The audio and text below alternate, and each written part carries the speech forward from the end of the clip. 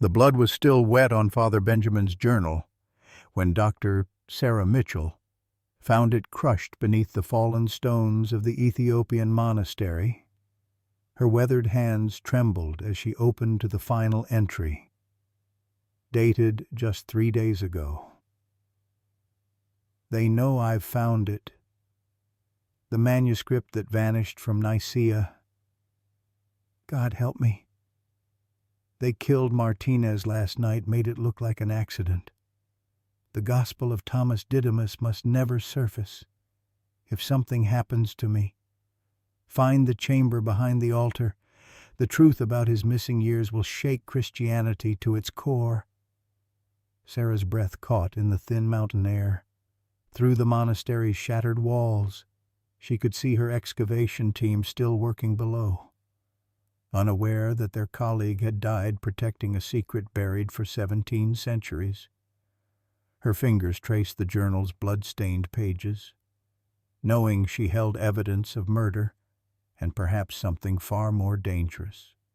In the distance, black vehicles wound up the treacherous mountain road toward their camp.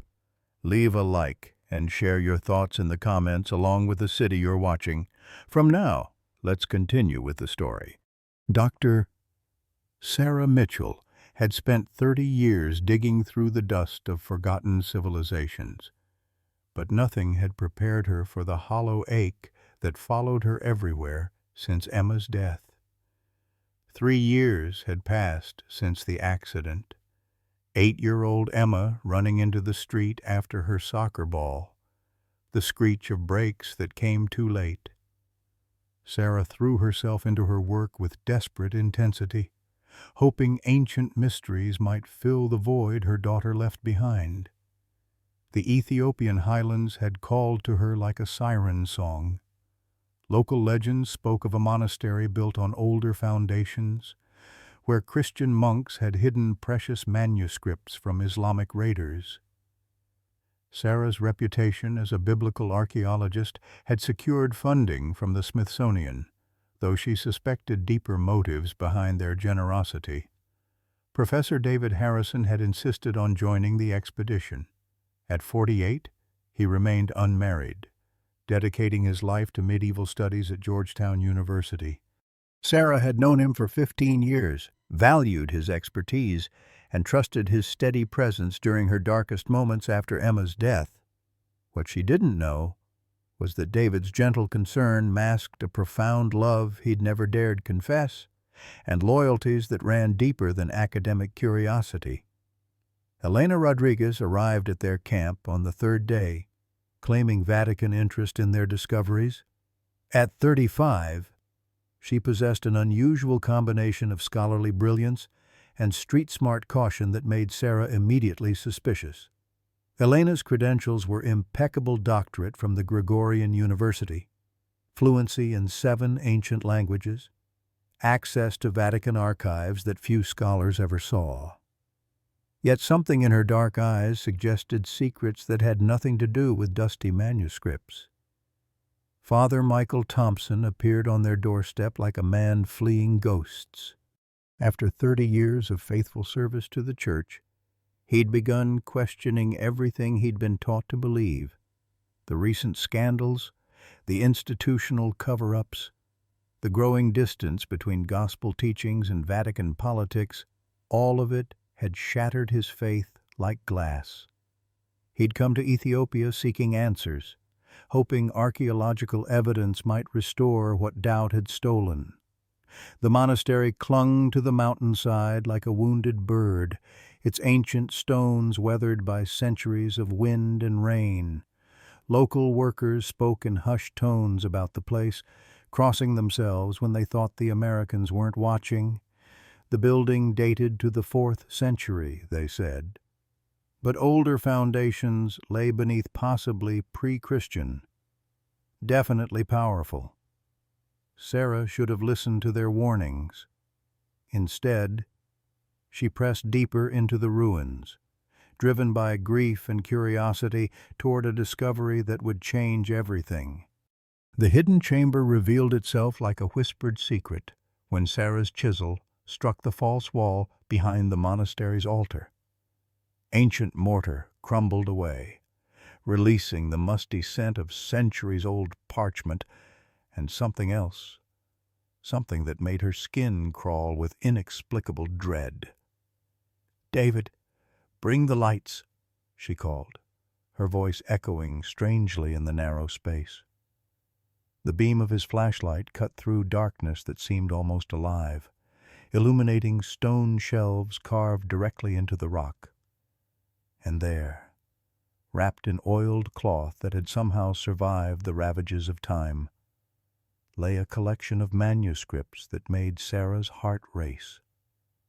The Gospel of Thomas Didymus was written in Coptic on papyrus that felt impossibly fragile beneath her latex gloves. As she carefully unfolded the first pages, her breath caught. The text was clear, the ink dark as dried blood, and the words it contained would shake Christianity to its foundations. "Jesus of Nazareth spent 5 years in the great city of Alexandria," she read aloud, her voice barely above a whisper. "From his 18th year until his 23rd, he studied in the great library, learning the wisdom of the Greeks, the mathematics of Euclid, and the healing arts of the Egyptian priests." David moved closer, his scholarly excitement warring with something else, a tension Sarah couldn't identify. "This is impossible," he breathed. "The missing years. Scholars have speculated for centuries about what Jesus did between his youth and the beginning of his ministry. But the manuscript revealed more than academic speculation. It described Jesus learning advanced medical techniques from Egyptian priests' methods of resuscitation that to first-century eyes would appear miraculous. The text detailed how he'd mastered the art of suspended animation, of bringing those who appeared dead back to life through knowledge that wouldn't be rediscovered for centuries. Sarah's hands shook as she turned the fragile pages. The most shocking revelation was yet to come. In Alexandria, the teacher took to wife Mary called Magdalene, daughter of merchants. In the 2nd year of their union, she bore him a daughter, whom they named Sarah, after the wife of Abraham. The silence in the chamber was deafening. Elena Rodriguez appeared in the doorway as if summoned by some unholy instinct, her face pale in the flashlight's glare. "Dr. Mitchell," she said carefully, "perhaps we should discuss what you've found before proceeding further." "How did you know we were down here?" Sarah demanded. But Elena's attention was fixed on the manuscript with an intensity that bordered on hunger. "The Vatican has been searching for this document for over 16 centuries, Elena said quietly. "It was ordered destroyed by the Council of Nicaea in 325 A.D. Every copy was supposedly burned." Father Thompson's voice came from behind Elena, rough with emotion. "Supposedly?"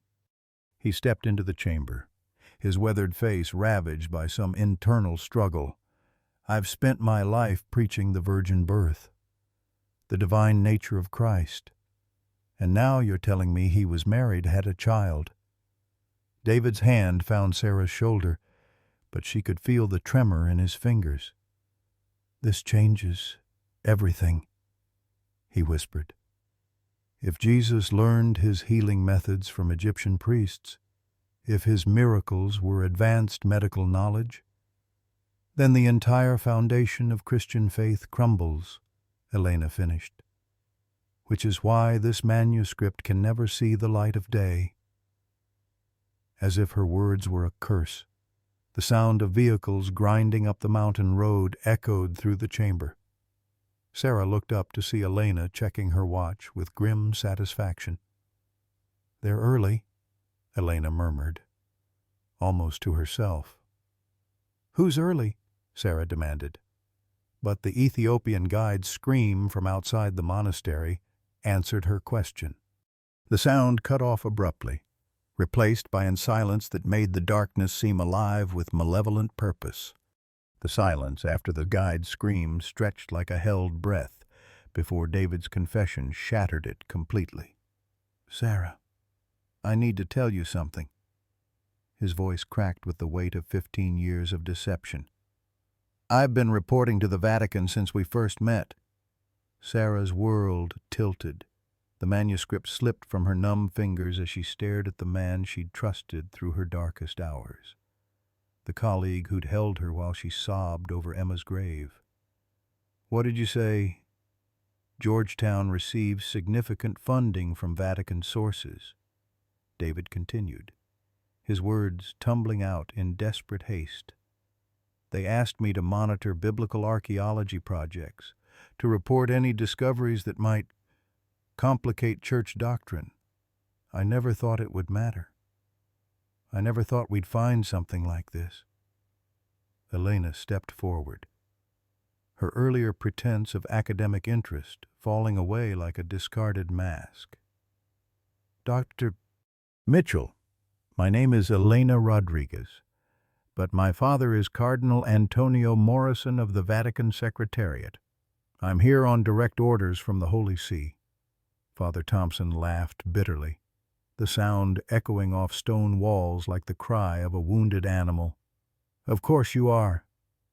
And I suppose I'm the only fool here who stumbled into this accidentally." He turned to Sarah, his weathered face twisted with anguish. "I came seeking answers to restore my faith. Instead, I find a conspiracy that reaches to the highest levels of the church I've served for 30 years. Sarah's mind reeled. The people she'd trusted, the expedition she'd thought was pure scholarship, all of it contaminated by hidden agendas and institutional power plays. "How long have you known about this manuscript?" "The Vatican has suspected something was hidden here for decades," Elena admitted. "Ethiopian Orthodox records mentioned monks fleeing here during the Islamic expansion, carrying heretical texts that contradicted established doctrine. When your expedition was approved, the church saw an opportunity." "To do what?" Sarah demanded, though ice was already forming in her stomach. "To ensure these documents never reach the public," Elena said quietly. "The implications are too dangerous.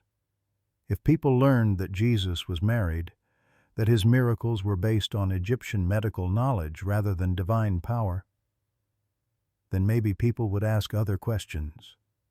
Father Thompson interrupted, his voice gaining strength.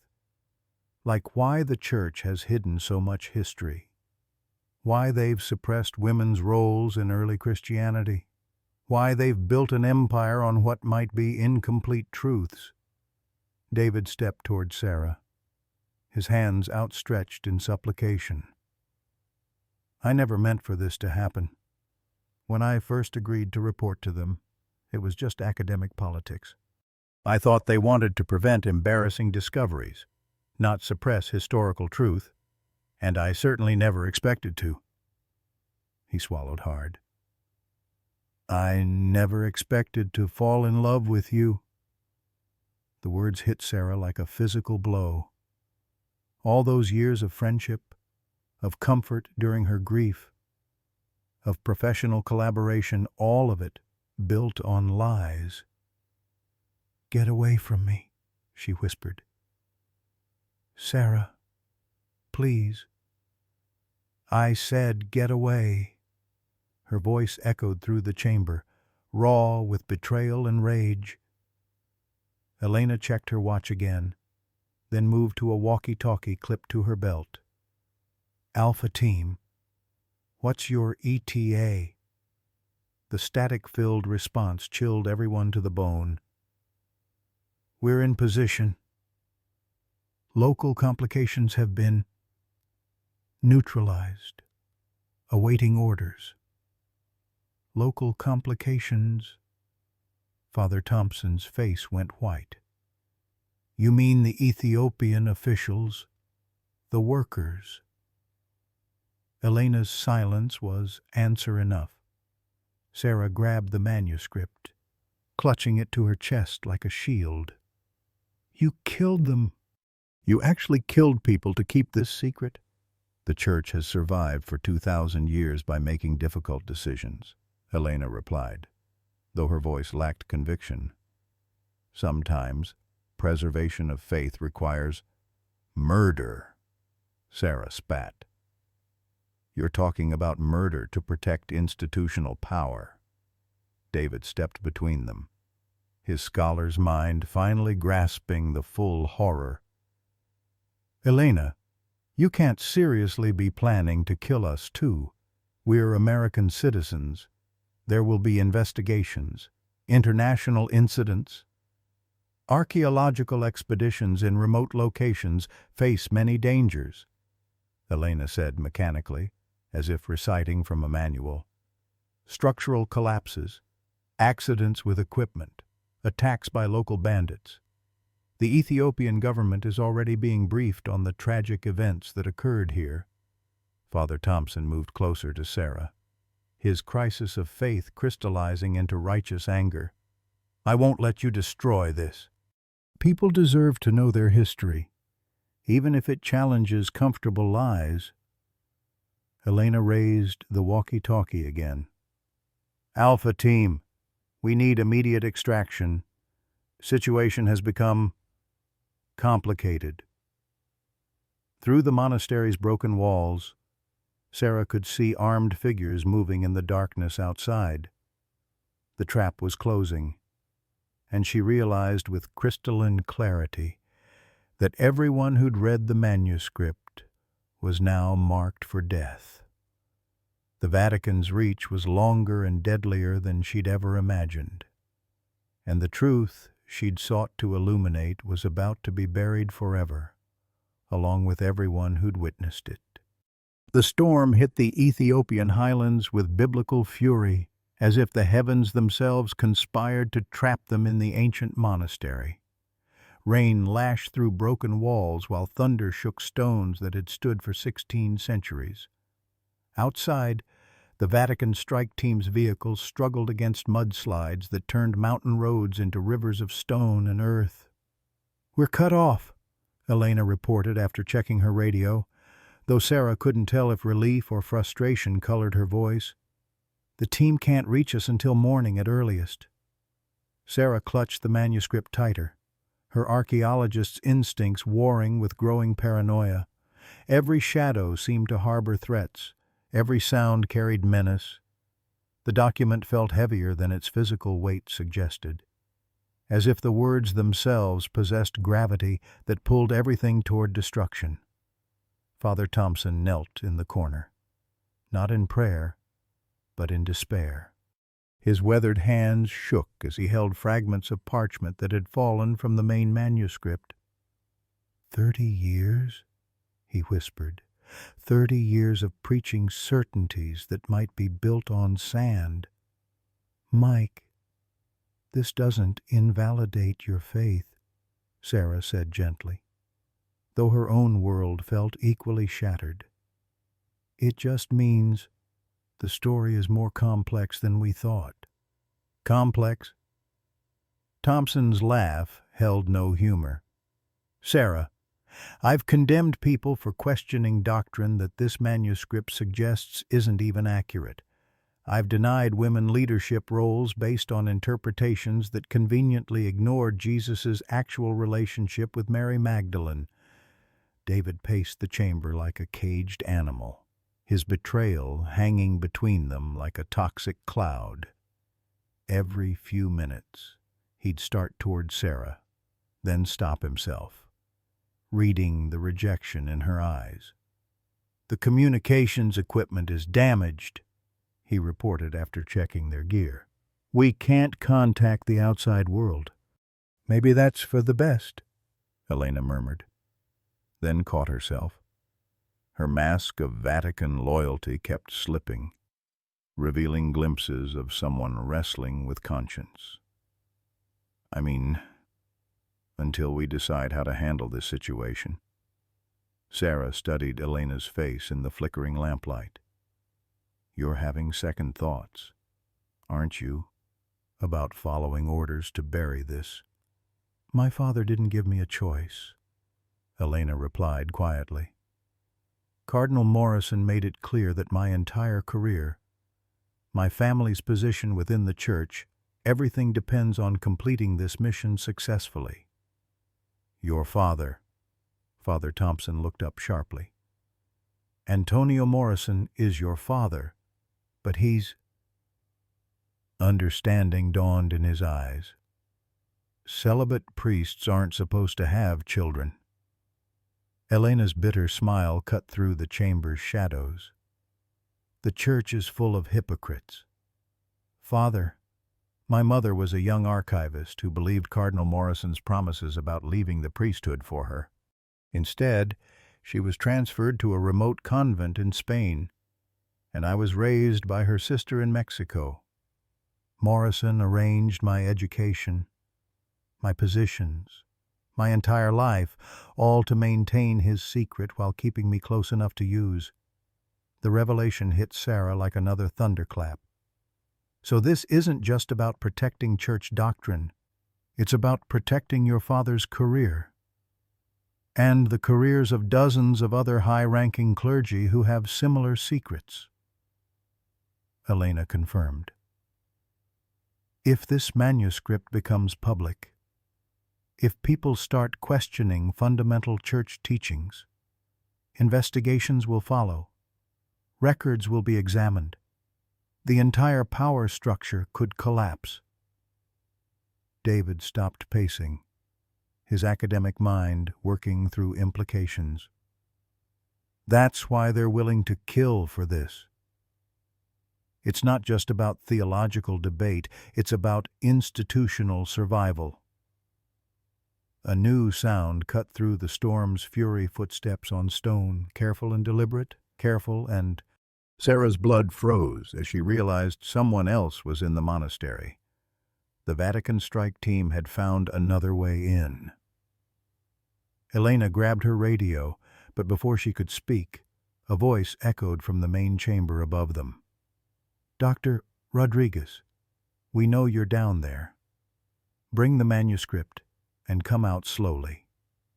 "That's Commander Reyes," Elena whispered, her face pale with recognition. "Vatican security. If he's here personally, the orders came from the highest levels." "Orders to do what?" Sarah demanded, though she already knew the answer. Elena's silence spoke volumes. Father Thompson struggled to his feet, his crisis of faith transforming into desperate courage. "There has to be another way out of here. These old monasteries often had escape tunnels, hidden passages for times of persecution." Sarah's archaeological training kicked in despite her terror. She studied the chamber's construction, looking for inconsistencies in the stonework. "There." She pointed to a section of wall that seemed slightly different from the rest. "That might be a sealed passage." David grabbed a crowbar from their equipment, but as he approached the wall, Elena stepped in front of him. "I can't let you do this." "Elena, please," Sarah pleaded. "People deserve to know the truth about their history, their faith. You can't let institutional politics bury something this important." "You don't understand," Elena replied, tears streaming down her face. "If I fail, if this manuscript surfaces, my father won't just lose his position. There are financial irregularities, cover-ups of abuse cases. He's promised too many people that this problem will disappear. If it doesn't, he'll be destroyed, and he'll take me down with him." The footsteps above grew closer, accompanied by the sound of equipment being moved. Commander Reyes and his team were preparing for a systematic search. Father Thompson moved to Elena's side, his voice gentle despite their desperate circumstances. "Child, I understand loyalty to family. But sometimes protecting the people we love means standing up to them when they're wrong." "Easy for you to say," Elena snapped. You've already lost your faith. What do you have left to lose?" "Everything," Thompson replied quietly. "My pension, my housing, my community, everything I've built over 30 years. But some truths are worth more than personal security." Sarah felt the weight of Emma's memory pressing down on her. Her daughter would never grow up to ask questions about history, faith, or the courage it takes to stand for truth. But other children would. Other seekers would come looking for answers that institutional power wanted to keep buried. "I won't let them win," she said firmly, moving toward the suspicious wall section. "Emma died because of an accident, a moment of bad timing. I won't let the truth die because of deliberate choice." Elena raised her hand toward the radio, then stopped. Her internal war played out across her features as duty battled conscience. Family loyalty fought moral principle. Above them, Commander Reyes's voice grew closer, more urgent. "Dr. Rodriguez, you have 30 seconds to respond before we assume hostile action." Elena's finger hovered over the radio's transmit button, while Sarah and Thompson worked frantically to break through the ancient stones. David stood between them and Elena, his own loyalties finally crystallizing after years of compromise. The wall gave way just as Elena made her choice. Elena's finger pressed the radio transmit button, but instead of surrender, her voice carried deadly deception. "Commander Reyes, we've encountered structural damage. The targets have been neutralized. Beginning evidence destruction now." Sarah's heart stopped as Elena's apparent betrayal echoed through the chamber. Father Thompson's face crumpled with the weight of misplaced trust, while David stepped protectively in front of Sarah, his body shielding her from what seemed like inevitable capture. But Elena wasn't finished. Still holding the radio, she continued in the same professional tone. "Recommend immediate extraction due to unstable conditions. Will provide full briefing at secure location." She released the button and turned to face their shocked expressions. "That buys us maybe 20 minutes, she whispered urgently. "They'll expect radio silence during evidence destruction. But when I don't report completion, they'll come looking." Sarah stared at her in bewilderment. "I don't understand. Are you helping us or betraying us?" "Both," Elena replied with grim humor, pulling a small digital camera from her pack. "I'm photographing every page of this manuscript before we run. The Vatican thinks they can bury truth with murder. But they're wrong." Her fingers flew as she documented the ancient text, each flash illuminating passages that challenged 2 millennia of Christian doctrine. Father Thompson crawled through the hole they'd opened in the wall, his voice echoing back from a narrow tunnel beyond. "It leads upward," he called. "Probably connects to the old hermit cells on the mountain face." David grabbed their emergency supplies while Elena finished photographing the manuscript's final pages. The images were crude, but legible enough to preserve the revolutionary content even if the original was destroyed. "Elena, why?" Sarah asked as they prepared to flee. "Why risk everything now?" Elena's eyes blazed with fury that had been building for years. "Because I'm tired of being my father's dirty secret, tired of cleaning up the church's messes while they preach about moral authority. This manuscript proves they've been suppressing truth for centuries, just like they suppressed my mother, just like they've suppressed women's voices throughout history." Above them, heavy footsteps moved through the monastery with military precision. Commander Reyes's voice boomed through the ancient walls. "Rodriguez, report your status immediately." They crawled through the tunnel in desperate silence, Sarah clutching the original manuscript while Elena secured the camera containing their digital insurance policy. The passage was ancient, carved from living rock by monks who understood that truth sometimes needed hidden paths to survive persecution. David brought up the rear, his guilt driving him to shield the others from pursuit. Every few yards, he paused to listen for sounds of discovery behind them.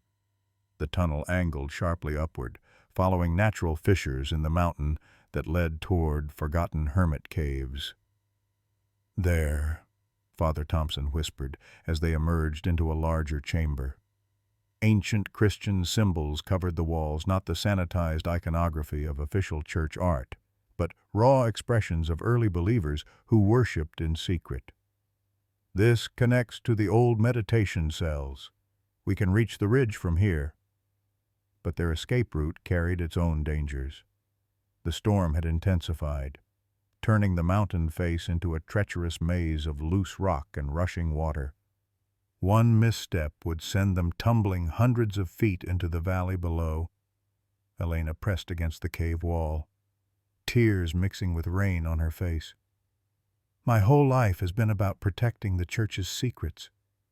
I never asked what those secrets were protecting us from." "Truth," Sarah replied simply.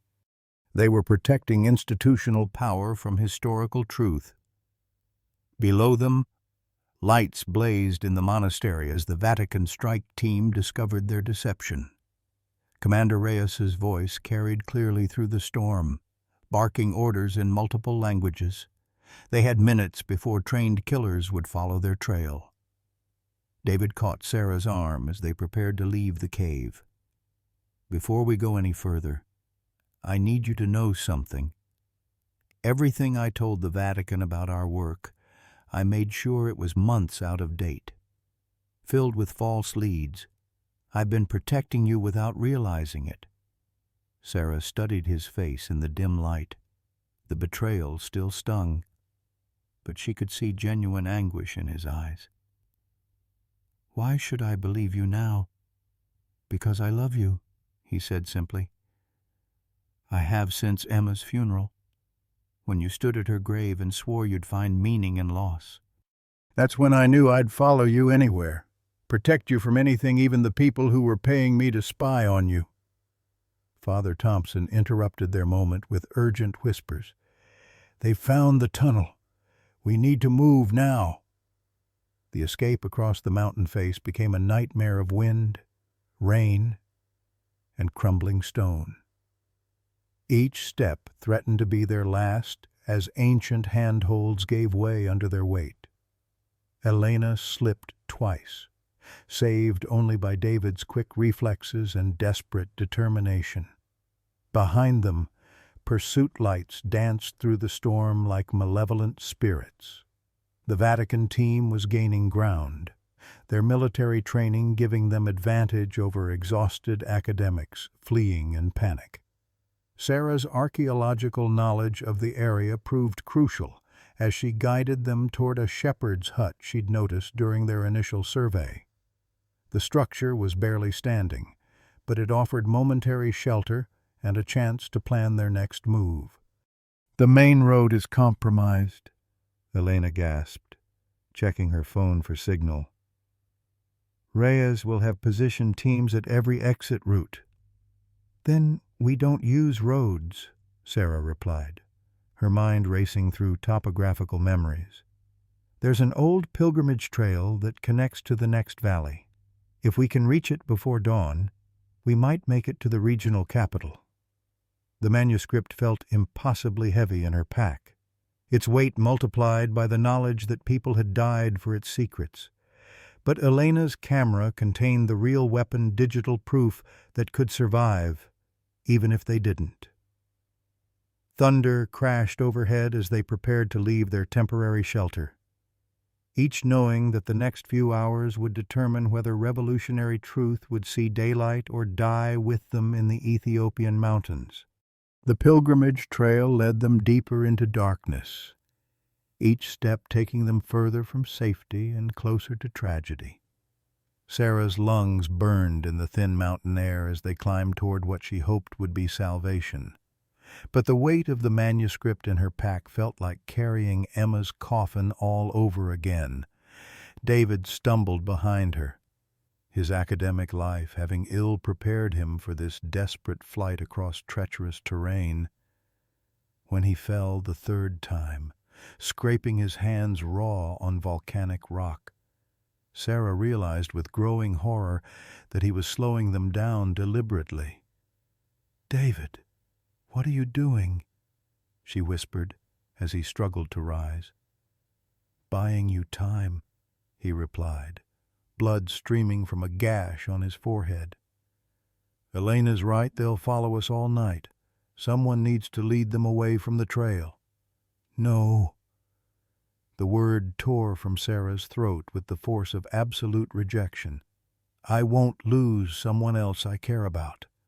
I can't." Elena grabbed Sarah's arm, her voice urgent with approaching danger. "The lights are getting closer. We have maybe 10 minutes before they reach this section." Father Thompson had moved ahead to scout their route, but when he returned, his face carried news that chilled them all. The trail splits ahead. One path leads down to the valley road, the other climbs higher into the mountains. "But Sarah, there's something you need to know. The upper path leads to an old quarry. It's a dead end." The implications hit like a physical blow.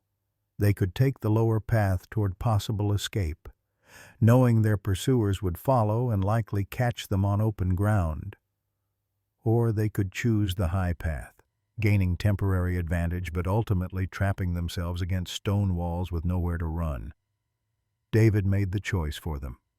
Without warning, he kissed Sarah hard on the mouth, a desperate expression of 15 years of unspoken love, then broke away and ran down the lower trail, shouting at the top of his lungs, "This way.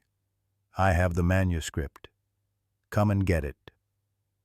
His voice echoed through the valley like a clarion call, drawing the Vatican strike team's attention exactly as he'd intended. Lights immediately shifted toward his position, leaving the upper trail temporarily clear. Sarah screamed his name, but Elena and Father Thompson were already dragging her up the mountain path as David's sacrifice played out below. Through the storm, they could hear shouts, the sound of pursuit, and then silence that lasted too long. "He's bought us time," Elena said through tears that weren't entirely from wind and rain. "We can't waste what he's given us." But the upper trail led exactly where Father Thompson had warned to the abandoned quarry that had once provided stone for the monastery's construction.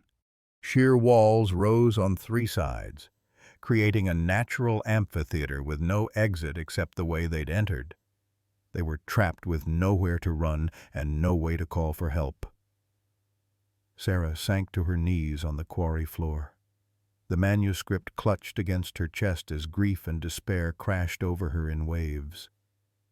First Emma, now David. Everyone she loved seemed destined to die while she watched helplessly. "I can't do this anymore," she sobbed. "I can't keep losing people." Elena knelt beside her, the digital camera secured in her jacket.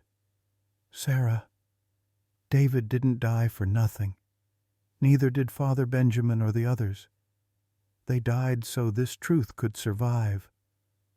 Father Thompson stood guard at the quarry entrance, his weathered face set with grim determination. "They're coming," he reported quietly. 3 vehicles, maybe 12 men. We have minutes at most." The storm was weakening, dawn approaching with pale light that would eliminate their last advantages of darkness and concealment. Soon Commander Reyes and his team would seal off their refuge, and the gospel of Thomas Didymus would disappear forever into Vatican vaults, along with everyone who'd witnessed its revelations. Commander Reyes's voice echoed off the quarry walls with military precision as his team surrounded their position. "Dr. Mitchell, you have nowhere to run. Surrender the manuscript and no one else needs to die tonight." Sarah clutched the ancient document tighter, her archaeologist's mind still reeling from the night's revelations. But as dawn light filtered through the storm clouds, Elena stepped forward with her hands raised and a confession that would shatter everything they thought they knew. "Commander, I need to report mission complications," Elena called out, her voice carrying an authority that made even hardened Vatican security pause. "The manuscript Dr. Mitchell found is a medieval forgery." Sarah stared at Elena in shock. "What are you talking about?" Elena's eyes never left Commander Reyes as she continued her carefully orchestrated deception. Radiocarbon analysis would easily expose it as dating from the 12th century, not the 4th. Some medieval monk created an elaborate hoax, probably to embarrass the church hierarchy of his time. Father Thompson caught on first, his weathered face showing the faintest glimmer of hope. "Dr. Rodriguez is correct. Commander, I've studied enough medieval manuscripts to recognize the telltale signs of much later composition. However," Elena continued, pulling out her digital camera, "our investigation led to a genuine discovery, hidden beneath the monastery's foundations. We found a cache of authentic 4th century documents that survived the Council of Nicaea's purges." Commander Reyes stepped forward, his tactical gear making him look like a modern crusader in the pale dawn light. "What kind of documents? Letters between early church bishops?" Elena replied smoothly. "Correspondence that reveals the political machinations behind the Nicene Creed, including evidence that several theological decisions were based more on imperial politics than divine inspiration." Sarah watched Elena's performance with growing amazement. Every word was technically true. They had found authentic letters hidden with the forged gospel. But Elena was using truth as a weapon, revealing just enough to satisfy Vatican concerns while protecting the manuscript's most explosive contents. These letters prove that the early church was far more diverse in its beliefs than official history admits, Father Thompson added, playing his role perfectly. "But they don't challenge core Christian doctrine the way a forged gospel would." Commander Reyes spoke into his radio, reporting back to Vatican headquarters while Sarah realized the brilliance of Elena's gambit. The church could handle revelations about political intrigue, they'd survived scandals before, but they could never survive proof that Jesus had been married, that his miracles were based on Egyptian medical knowledge, that the virgin birth itself might be theological interpretation rather than historical fact. "The forged gospel burns," Reyes announced after receiving his orders. "The authentic letters are to be secured for proper Vatican analysis." Elena nodded agreement, then turned to Sarah with eyes that pleaded for trust. "Dr. Mitchell, please surrender the medieval forgery so we can focus on preserving the genuinely historical documents." Sarah understood. Elena was asking her to sacrifice the manuscript to save its contents. The digital photographs would preserve the text, while the physical forgery would be destroyed to maintain the deception. It was a bitter choice, trading revolutionary proof for survival and the possibility of eventual revelation through proper academic channels. With trembling hands, Sarah passed the Gospel of Thomas Didymus to Commander Reyes. Watching him carry it toward a prepared fire felt like attending another funeral, another loss of something precious and irreplaceable. But as the ancient parchment caught flame, Elena whispered urgently in Sarah's ear, "David's alive, injured but alive. My contact in the valley has him. The words hit Sarah like an electric shock. After the night of losses and betrayals, the possibility of David's survival seemed too good to believe. How do you know? Because I've been working with Vatican reformers for 2 years, Elena whispered as smoke rose from the burning manuscript. My apparent loyalty to my father was cover for gathering evidence of institutional corruption. Tonight's operation was sanctioned by Cardinal Secretary Toretti's office progressives, who want to expose the cover-ups without destroying the church entirely. Father Thompson overheard and stared at Elena with new understanding. The theological conservatives never knew they were being investigated by their own people. My father and his allies think they've won tonight, Elena confirmed quietly. But they've actually provided evidence of their willingness to commit murder for institutional protection. That evidence, combined with the authentic documents we discovered, will be more than enough to force major reforms. Commander Reyes approached with official documents requiring their signatures, witness statements describing the night's events according to Vatican version of reality. Elena signed first, her handwriting steady despite the magnitude of her deception. As Sarah added her name to the fabricated report, she realized that sometimes truth required tactical retreat. The Gospel of Thomas Didymus was gone, but its message would survive in digital form, waiting for the right moment to emerge through proper channels that couldn't be silenced with violence. The dawn light revealed not defeat, but transformation, the end of one battle and the beginning of a longer war for historical honesty within Christianity itself. 6 months later, Sarah stood at the altar of St. Matthew's Episcopal Church in Alexandria, Virginia, wearing her mother's pearl necklace and holding a bouquet of white roses, Emma's favorite flowers. The simple ceremony was exactly what she and David had wanted: intimate, meaningful, and filled with the people who had become their chosen family through shared trials. David waited at the altar, his left arm still in a sling from injuries sustained during his desperate flight through the Ethiopian mountains. The Vatican strike team had caught him, but Elena's reformist contacts within the church hierarchy had ensured his interrogation was brief, and his accidental fall during transport had provided cover for his eventual rescue. Father Thompson, reinstated after Cardinal Toretti's reforms began taking effect, smiled as he prepared to officiate. His crisis of faith had transformed into something deeper, a ministry focused on historical honesty and inclusive theology that honored both tradition and truth. "Dearly beloved," he began, his voice carrying the weight of hard-won wisdom, "we gather today not just to witness a union, but to celebrate the triumph of love over fear, truth over deception, and hope over despair." Elena sat in the front pew, her testimony having triggered the largest Vatican investigation in decades. Cardinal Morrison had been quietly reassigned to contemplative duties at a remote monastery, while Elena now directed a new church commission on historical transparency.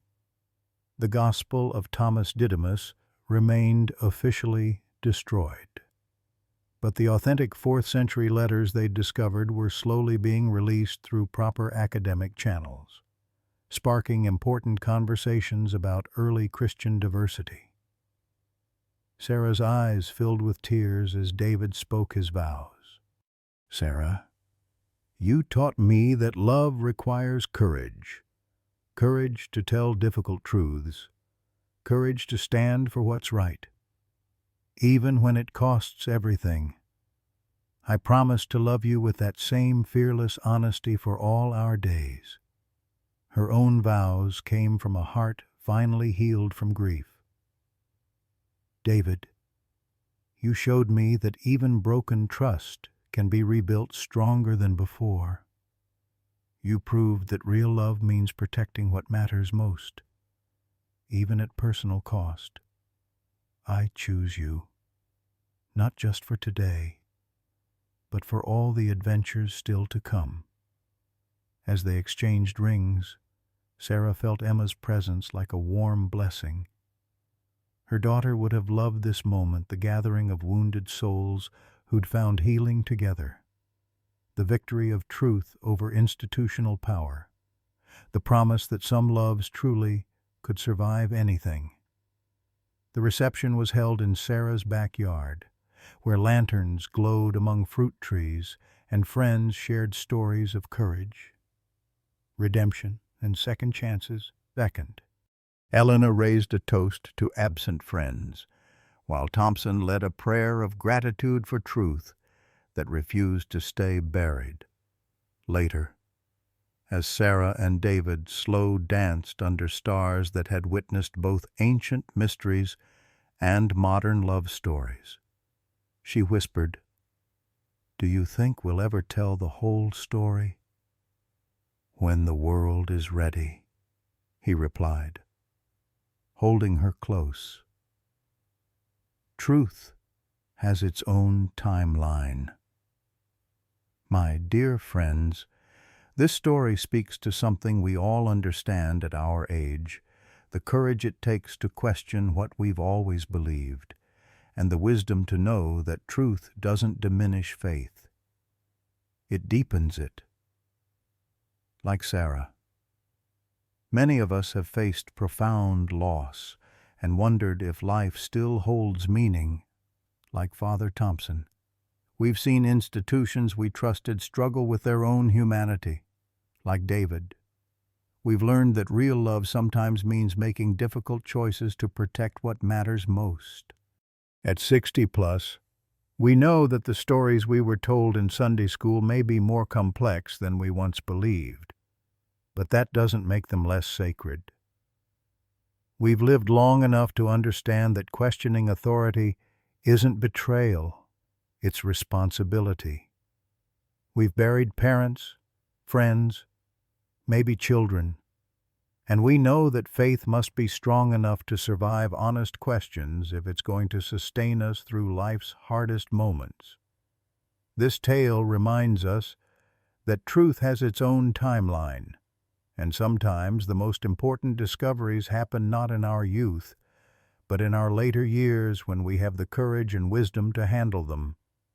Real faith isn't threatened by historical complexity, it's enriched by it. Just like real love grows stronger through trials rather than weaker.